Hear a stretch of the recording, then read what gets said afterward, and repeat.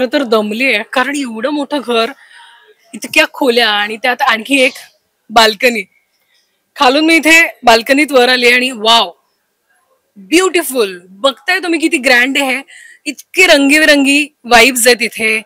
आणि यावेळेस तुम्हाला बऱ्याच ठिकाणी झाडं, फुलं, प्राणी यांची चित्र बघा. इथे वाघ आहे, हत्तीचं चित्र आहे, तिकडे पोपट आहे, सरडा आहे. म्हणजे नेमकं काय होणार आहे कळत नाहीये. अंदाजा म्हणजे ही जंगल थीम असेल, बऱ्याच गोष्टी बोलल्या जातात, पण नेमकं या थीम मध्ये काय काय होणार आहे हे अजून माहित नाहीये. पण हे घर खूप छान वाईब्स देत आहे. त्यामुळे या घरात काय काय होईल आणि इथे बाल्कनीमध्ये अनेक जण अशी छान रमतील. अनेक अनेक वेळा इथे, अनेकदा इथे देखील टास्क होतात. त्यामुळे काय काय बघायला मिळेल ते मजेशीर असेल. इथून बिग बॉसचा हा जो मेन एंट्रन्स जो मी दाखवला, तो मुखवटा इकडून आपल्याला बघायला मिळतो, जिथे बिग बॉस लिहिलंय आणि हा तो मुखवटा. इथे बिग बॉस लिहिलंय आणि हा तो मुखवटा. खर तर तो डोळा आहे बिग बॉसचा, ज्या डोळ्याचं सगळ्यांकडे लक्ष असतं.